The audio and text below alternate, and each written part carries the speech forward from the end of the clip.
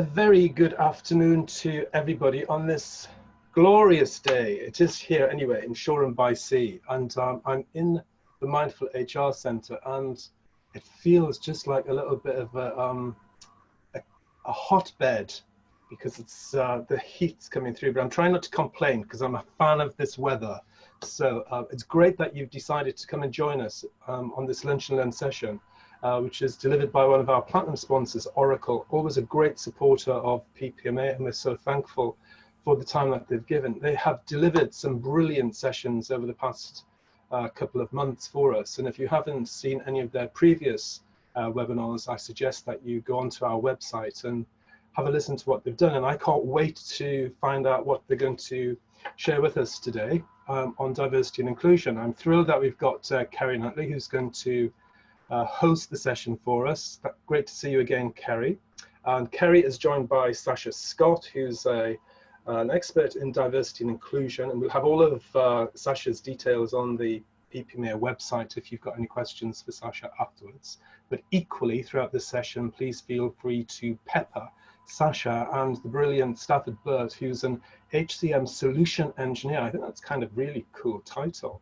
Yeah, solution engineer. We'll find out more about what Stafford gets up to in being that solution engineer in a few moments. So without any further ado, I'm going to ask Kerry a question, because this is something that I'm doing with all of our guests throughout these programs.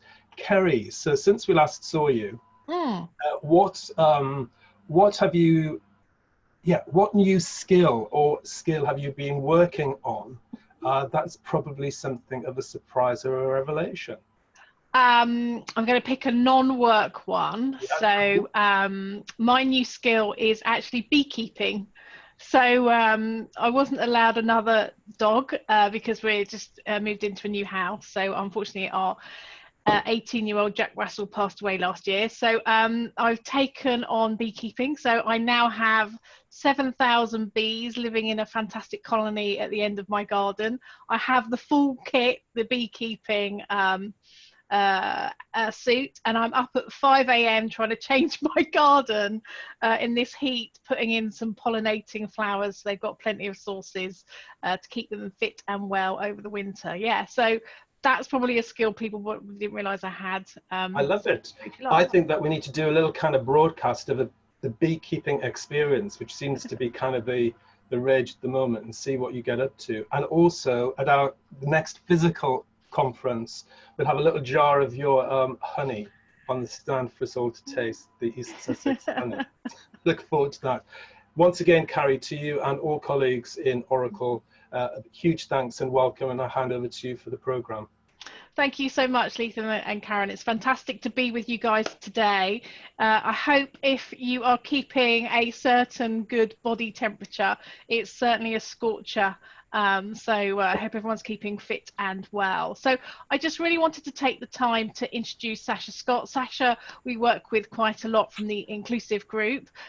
Today is quite a fluid call, and we also have my colleague Stafford with us as well, just to talk about not only the trends that we're seeing in diversity and inclusion, but also kind of how some technology can help and support. And I know often we don't think of technology in this same space, but Stafford's got some fantastic capabilities that we have, whether that's blind recruiting, analytics, or even community forming that we're going to take you through. So let me kick off by introducing the lovely Sasha. Thank you so much for joining us today.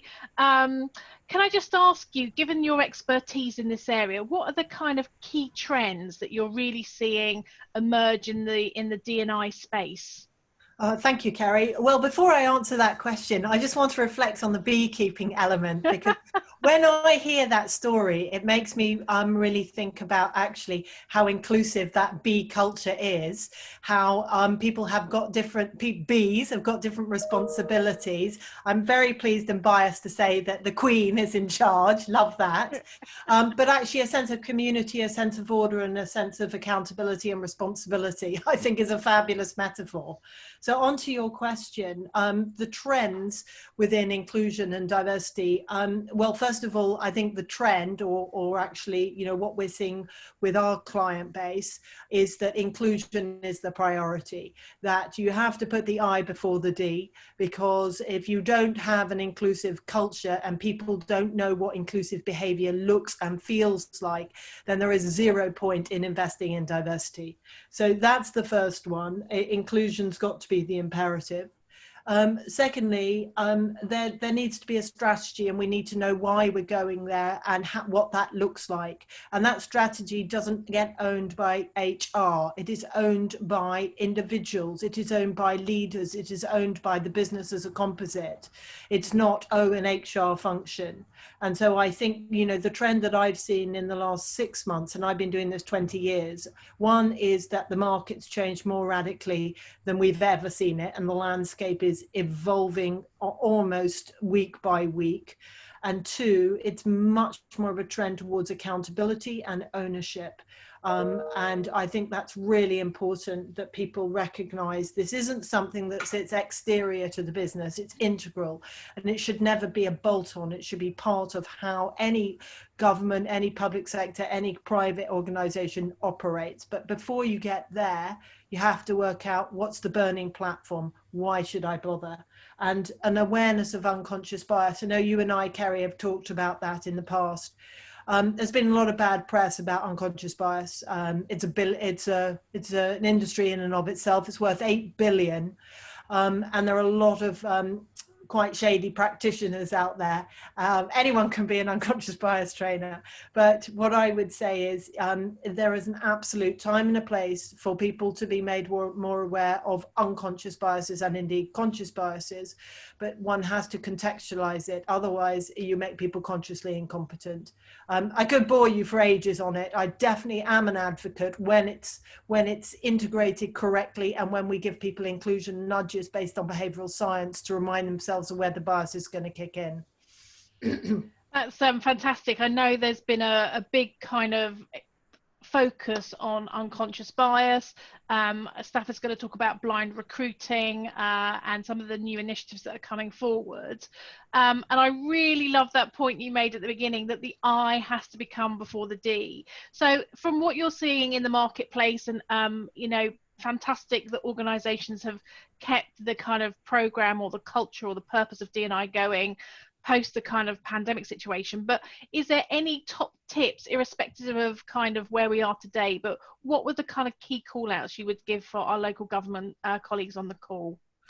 The top tips, I think, are one, that actually now is a time to re-look with the lens at what your inclusion and diversity strategy looks like. You know, the world's changed dramatically globally with the pandemic, with Black Lives Matters, etc. And so I think a fresh look and a reappraisal of actually who's doing the business, who's owning it, and where do we want to go would be a number one step. That doesn't have to be a hugely onerous process, but it might be just, we need fresh eyes on this and a new look, because the landscape's changed dramatically. Secondly, it's who is accountable for this, and make sure those people who are accountable know what good looks like. So in order to ascertain what good looks like, we need to ascertain what's our roadmap, what does good look like, and what's our time frame on getting there. I think it's very easy in local government, public sector, to get very, very preoccupied with legislation and equality and governance, all of which are very important.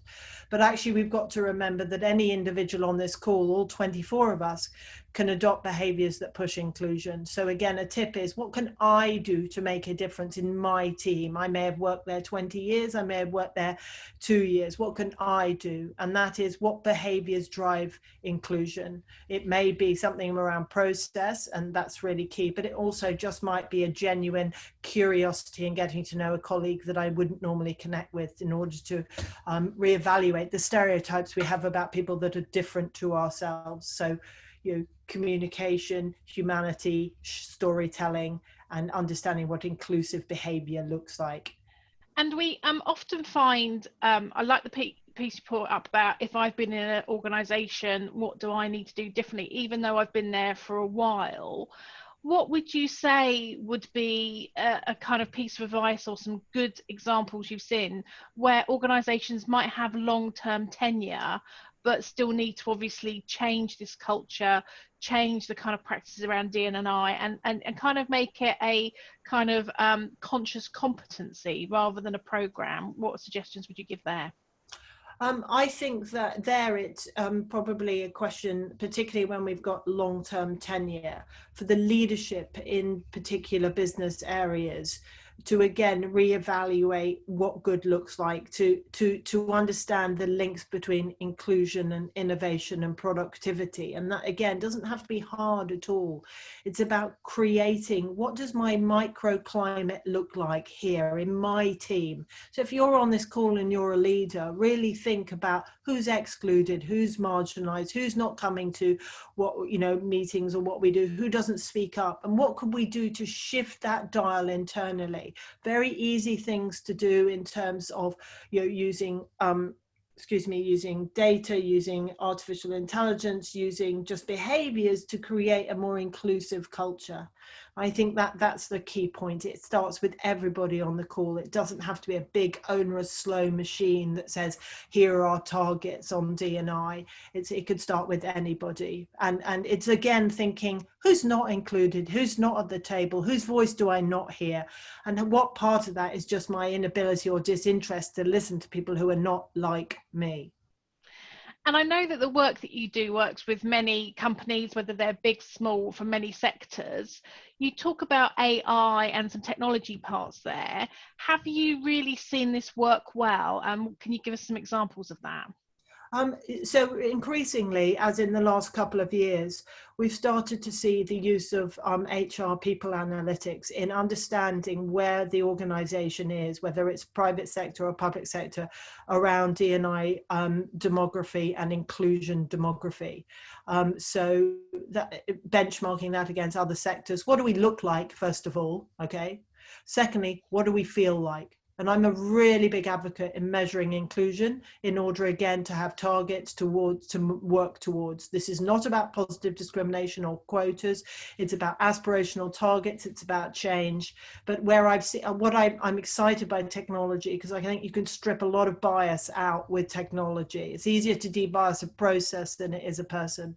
So as that's developed, and I know that Stafford's going to talk to that point, it's super exciting because we can get clearer about where we want to go, and we can lose some of the human side that's unhelpful around the biases in terms of who gets opportunities and who doesn't get listened to and who does. So we're seeing good examples of this cross-sector, again on HR dashboards and people analytics, and it doesn't matter whether it's private or public sector. There are good examples out there, don't have to be terribly expensive.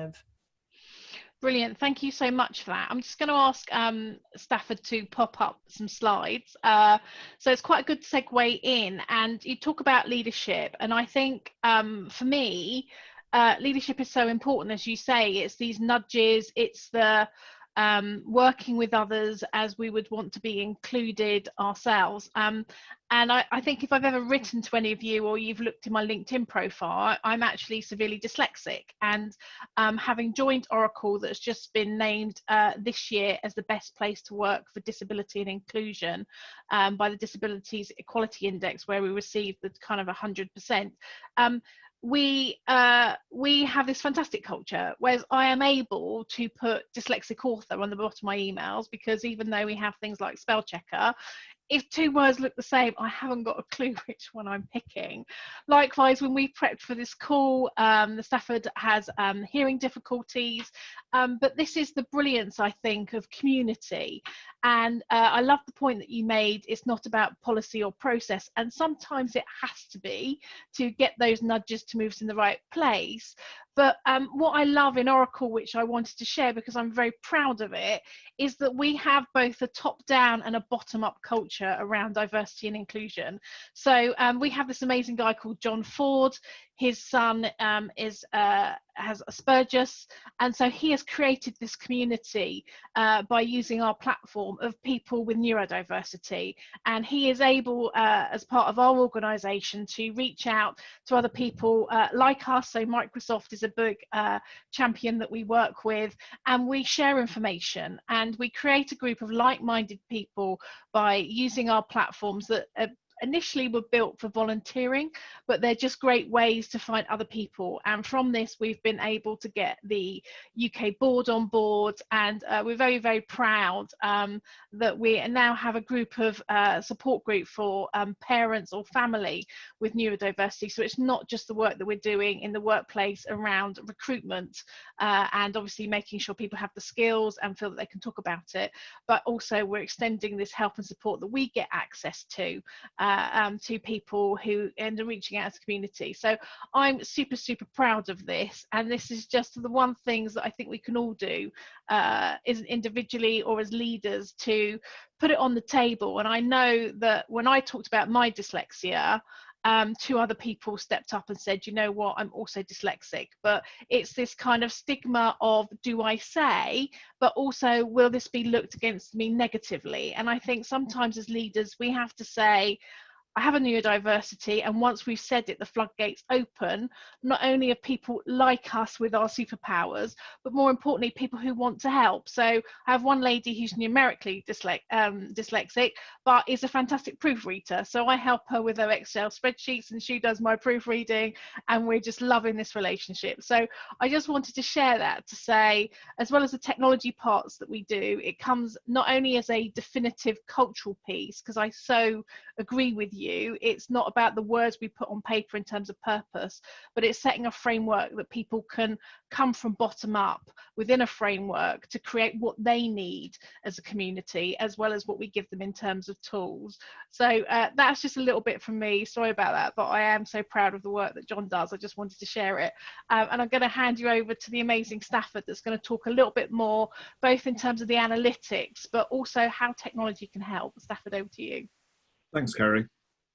Yeah, it's very interesting when we talk about, you know, technology enabling us to move our processes and policies and things forward. But actually, the technology doesn't solve problems. It helps us, you know, come to a place where we can allow people to solve the problems themselves. So this idea, for example, one of the screenshots that's on the page here is of an internal community tool that we provide to our employees to allow our employees to form their own communities, rather than somebody in HR or on our board saying we need a BAME community or we need a dyslexia community or whatever. This is a bottom-up process. I think I really liked what Sasha was saying earlier on about inclusion. To me is a bottom-up process. Diversity and diversity monitoring is something that we do, and actually across local government in particular really for the best part of the last 25 years, diversity monitoring has been really at the top and making sure that we're compliant. And it's really the inclusion component of it that we're starting to drive towards now. So it's very much about making people feel that they're allowed to form these communities and move forward. And that's, I think, is a cultural thing. The thing I'd like to address really before I move on is really about kind of artificial intelligence and machine learning and what they can bring. So one of the attractions, for example, in machine learning is if you've got 1,000 candidates who apply for a role, you know, the best recruiter in the world per day can only get through a certain number of CVs and read them through, or forms and read them through and get the right data. And after a while, you know, you're on your 30th one today and you start just not reading it. The machine learning component that can look through and find certain pieces of information and certain skills and things like that never gets tired. It never says, oh, I've read that for the 5th time now from the same person. You know, it never gets tired. It doesn't do that. There is a risk, especially with AI-based applications, that people think they can be used to reduce bias. Actually, the risk is that sometimes they can amplify inbuilt bias, because all a lot of AI tools do is look at your current data and say, well, you recruited in this way. And actually all that does is just take the bias that you may have had already, unconscious or conscious bias within your recruiting process, and amplify them. So there's obviously some discussion across the European Union and a variety of other groups about whether artificial intelligence in recruiting particularly should be allowed. We personally believe that, or I personally believe that machine learning to actually help me get through more CVs and review more candidates correctly actually drives inclusion. But artificial intelligence can push it away, and there's a big distinction between the two, and it's about the database that you're using, the data, and I don't mean the database, I mean the data itself, the large amount of data to process that. And we've actually got Clive Swan coming to the PPMA kind of midpoint conference to talk about this. He's our global AI expert for Oracle, so he's going to give us some fantastic insight on the kind of unpicking they had to do on our recruiting platforms because of what Stafford said, and how we've had to redesign them so we don't build conscious bias in. So that's going to be quite an exciting talk. Sorry to interrupt you. Clive is a very, very interesting speaker to spend some time listening to. The other thing I think that we talked about was it's what sometimes gets called blind recruiting, but to me it's about removal of any protected characteristics when a human is reviewing information about candidates. So that this is becoming, it used to be called blind because we wanted to take people's names away, but actually there's even other things that we can do in that. So a lot of people these days in an application form will put a photograph on. They will say in their wording, they'll use a gender specific term in their wording of how they respond to a question, and actually using the tools to remove that component is very important. We've done it for years. You know, we submitted when you run a recruitment process, you nearly always submit a separate form which gives you protected information, your religious status, just your ethnicity, your sexuality, those kind of things, and we've always hidden that away, and quite rightly so. But actually in the applications themselves, the applicant can introduce things into their wording which a human recruiter reads and says, I assume this person is a male who's over 50 and X, Y, and Z, just because of the way things are worded. So some of the things that the machine learning can start to do around that protected characteristic blind is the word I might use for doing that. I'm aware of I'm already talking too long and I've taken up too much time already, but I'm just going to show you very quickly. You know, this is the traditional kind of thing that we expect to be able to extract from our HR systems. You know, our typical information about, you know, how many people have we got, and how do we divide those up according to whatever that protected characteristic is. It's very interesting, of course, when we speak to public organisations in the UK and local government in particular, that actually one of the big things is about length of service, because people generally stay in their employment in these organisations for a long period of time. And as we were saying earlier on, it's very hard to drive a very diverse culture when people only change jobs every 15 or 20 years. So it's monitoring some of this a little bit against a length of service that's important. And then the other thing is, and I hear it as a white male a lot from other white males, I'm not going to put my protected information in because that will bias against me. Now, I don't believe that happens. I think that's a piece of distraction. But actually, you know, one of the things that we often want to find out is how many of our candidates and employees haven't given me the protected characteristic information. Clearly, those people who believe they have a protected characteristic which may bias against them are going to give that information. But we see a lot of people who just plain don't record the data. So sometimes working out where I haven't got data is pretty useful as well. So, you know, we're starting to see more and more people investigating information on data gaps, because we want our employees to feel that they can put that data in and be included. Again, it's that bottom-up component.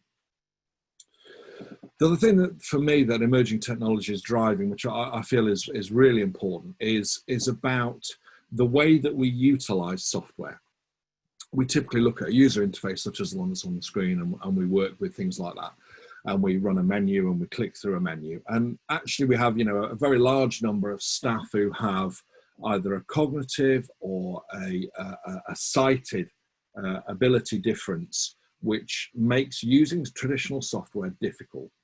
So on the screen here, obviously I've got my traditional component in the background, but in the foreground here, I'm using the tool to actually give me a human interaction. So this is what some people call a chatbot. We would term it a digital assistant because it goes much, much further than that. So, you know, I sometimes I come home from work and I say to my son, have you done your maths homework? And he says, yes, I've done my maths homework. I mean, he hasn't. Alexa's done the maths homework for him. And I'm sorry if I've just set all your devices off by saying the A word.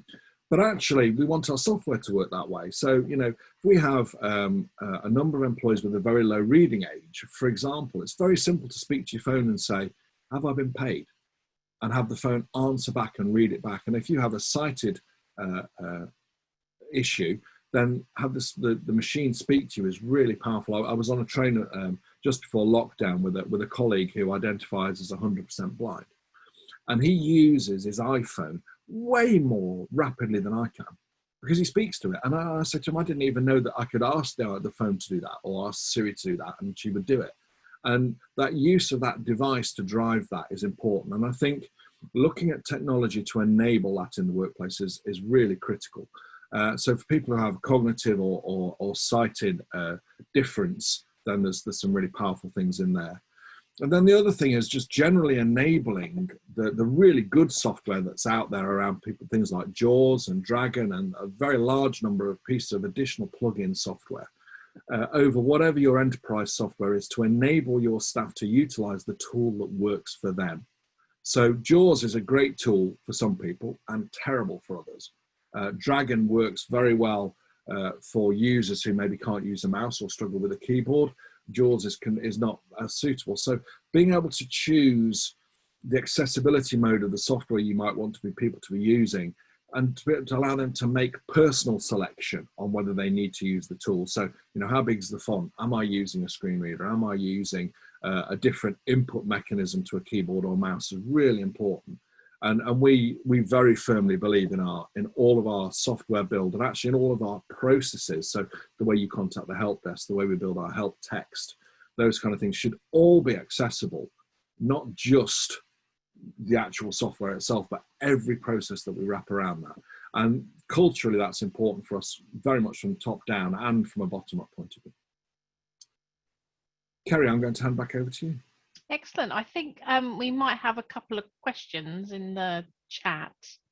Some fantastic comments, so I won't read those out, but thank you for that. One question, is this community tool something like Yammer, or is it standalone to Oracle HCM? Stafford, do you want to answer that one? So we have a tool which is included because it just simplifies logging on, frankly, and also because it then also has things like my the internal directory. If I know somebody who I might be interested in that, I can share and use that, because also there's in HR we often record interests and those kind of things. But I would say yes, it's included in there, but clearly there are other tools out there that will enable it. I don't think the tool is as important as the enablement for people to use it. But yes, we build that into our software.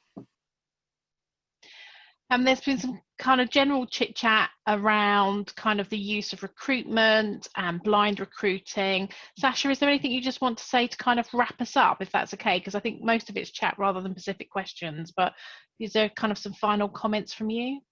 Well, I think it's been, Stafford, thank you. So interesting and fascinating to hear just more around, you know, the enablement and the possibilities. And I think that, you know, understanding the opportunity for change and having the impetus to put it into practice where possible is really absolutely essential. I think that you know, what we've seen today is how important process is, but also mindset and attitude. And somebody mentioned in the chat, and didn't really have time to go into it, unfortunately, but the necessity of speaking truth to power, whether that's younger generation, which I stereotypically thought it probably was, or actually people who, you know, have been involved in organizations for years. But I think you know, openness, authenticity, speaking truth to power, enabling that is all absolutely essential if we want to integrate inclusiveness into everything that we do. So I would just say, you know, what's exciting about the future is that we all have the potential to change what we're doing if we have a mindset that's open towards inclusion. Well, I'd just like to thank my amazing speakers. So thank you to Stafford, and thank you so much for the lovely Sasha as well. Letha, I'm going to hand back to you. I think we're on the half hour. That's it. Brilliant stuff as ever, Kerry, Stafford, Sasha, fantastic. You know, this subject of inclusion and diversity always generates a lot of interest. We've got great number on the call today, and it would be fantastic to get you back, because I feel there's a lot more there that we could be exploring, having heard what you had to say. And so I'll pick that up with Kerry and schedule something in, hopefully, for the next month to kind of build on this, because it was just packed full of really useful, informative information, as your sessions always are. And I liked the kind of opening point you were making, Sasha, about what is it that I can do, particularly around inclusion. So this morning when I was hosting a meditation session, I was encouraging people to reach out and contact somebody within their team, or even family, or who they haven't spoken to for a long time, who they ordinarily wouldn't speak to, and just reach out and say hello and ask how they're doing, and see what response you get back, and keep us informed. So that's what I'm going to leave you with today. Reach out, contact somebody you haven't been in touch with, and ask how they are and how they're feeling, and what is it that you could potentially do to help them. And with that, I will close. Huge thanks, Kerry, Stafford, and Sasha. Hope to see you again at a future Lunch and Learn event. And for all of our members out there in PPMA land, thank you for everything you're doing, and sending love and friendship to you as always, and hope to see you soon. You take care, everybody, and thanks for joining us today. Bye.